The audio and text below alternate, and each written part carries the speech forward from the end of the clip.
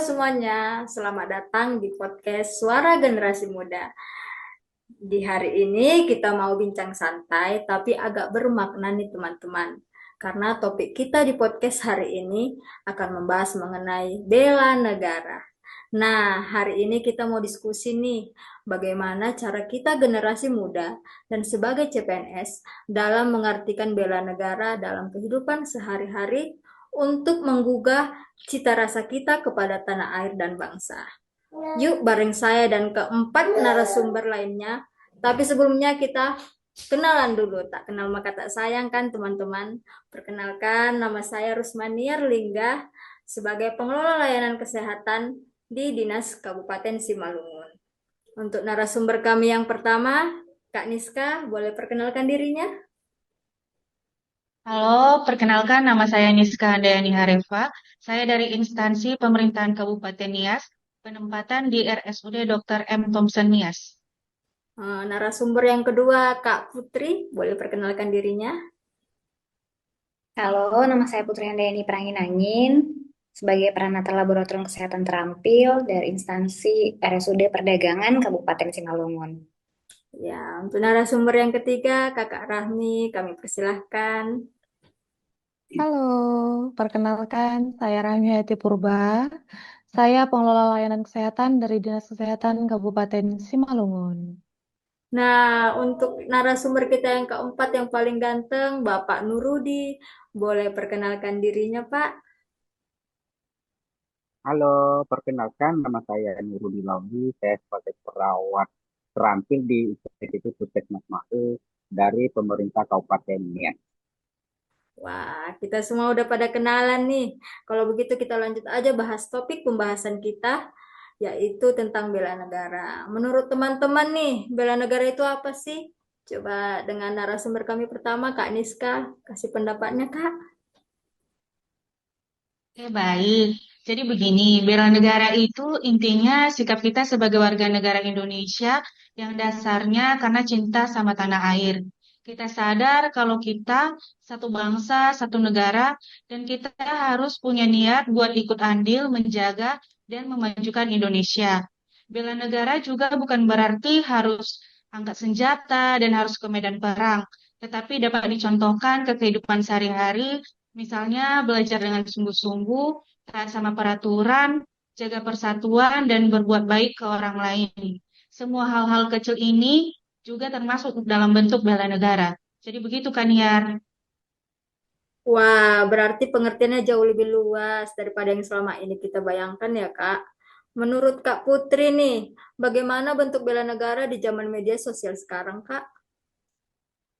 Iya, terima kasih Kak Niar. Menurut saya, justru di era digital tantangan bela negara semakin besar. Seperti slogannya jempolku, bela negaraku. Jadi sekarang informasi menyebar dengan sangat cepat. Kalau kita tidak bisa bijak menggunakan sosial media, kita bisa ikut menyebarkan hoaks atau ajaran kebencian. Contohnya bela negara itu bisa seperti misalnya ada berita tentang dampak buruknya vaksin gitu atau vaksin itu nggak bagus buat kesehatan gitu di beberapa platform digital seperti contohnya WhatsApp ya. Nah, kita diharapkan sebagai seorang CPNS dapat mengedukasi keluarga, teman atau saudara-saudara kita tentang dampak baiknya dari vaksin itu gitu. Karena kan sebenarnya vaksin itu baik ya untuk kesehatan kita. Nah, bisa juga selain itu bela negara kita dengan cara mencintai produk-produk lokal atau mengenalkan budaya kita. Seperti itu, Kak Niska. Setuju sekali. Kadang klik share ternyata bisa berdampak besar bagi banyak orang ya, Kak. Nah, Ya. sekarang kita masuk ke contoh nyatanya. Kak Rahmi, menurut Kakak apa saja sih contoh bela negara yang bisa dilakukan anak muda zaman sekarang? Terima kasih Kak Niar. Sebenarnya banyak sekali contoh bela negara yang bisa dilakukan oleh anak muda zaman sekarang ini untuk kehidupan sehari-hari. Misalnya, yang sudah bekerja bisa datang tepat waktu ke kantor, yang masih sekolah bisa datang tepat waktu ke sekolah atau ke kampus, belajar dengan sungguh-sungguh, tidak menyontek, menjaga kebersihan lingkungan, ikut kegiatan sosial, menghormati rekan kerja, guru, dan orang yang lebih tua. serta menjaga kerukunan dengan teman yang berbeda suku, agama, maupun budaya. Hal-hal sederhana seperti disiplin dan jujur sering sekali dianggap sepele, padahal kan, kalau dilakukan oleh banyak orang, dampaknya sangat besar bagi kemajuan bangsa. Bela negara juga berarti terus mengembangkan kemampuan diri kita sendiri agar nantinya bisa memberikan manfaat bagi masyarakat dan negara. Begitu, Kak Niar.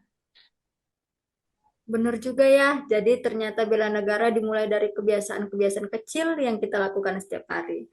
Nah, kalau menurut Pak Nurudi nih, mengapa generasi muda harus peduli terhadap bela negara? Oh iya, makasih Mbak. Jadi hampir relevan dengan pendapat atau yang disampaikan oleh para narasumber kita sebelumnya ya. Jadi yang menjadi pertanyaannya di sini, mengapa generasi muda mesti atau harus peduli terhadap bela negara itu? Ya, memang harus, karena masa depan bangsa ini, masa depan Indonesia ini tentu ada di tangan para generasi muda sebagai generasi penerus ke depannya. Ya, kita termasuk para CPNS ini juga. Kalau kita menginginkan Indonesia ini lebih maju ke depan, tentu kita harus menjadi pribadi yang lebih berkualitas, lebih berkompeten. Satu hal yang perlu kita tahu bahwa bela negara itu bukan hanya sebatas mempertahankan wilayah, sampai harus angkat senjata, datang ke medan perang. Tidak mesti seperti itu. Saya kasih contoh saja, contohnya menjaga persatuan, menghargai keberagaman, bekerja dengan jujur, berprestasi, dan contohnya terus berkarya membawa nama baik Indonesia. Itu juga sudah menjadi salah satu wujud dari bela negara itu sendiri. Satu pesan untuk kita semua, generasi muda dan juga kita termasuk CPNS ini, bahwa jangan pernah menganggap bahwa tindakan-tindakan kecil, hal-hal sederhana itu tidak berarti. Justru kami tegaskan di sini bahwa perubahan besar itu selalu dimulai dari langkah-langkah kecil yang dilakukan secara konsisten. Begitu Mbak.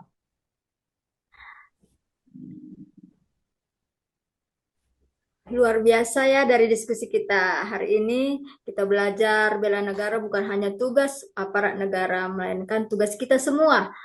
Bela negara dapat diwujudkan melalui belajar dengan sungguh-sungguh, menjaga persatuan, menggunakan media sosial yang bijak, menghormati keberagaman, menjaga lingkungan, serta memberikan kontribusi positif sesuai kemampuan masing-masing.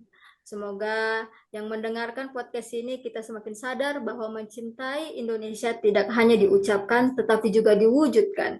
Saya ucapkan terima kasih kepada narasumber yang telah membagi pandangannya. Terima kasih kepada semua. Horas, Om Cis, Yahobo, salam jumpa. Selamat Ya, bertemu orang kembali.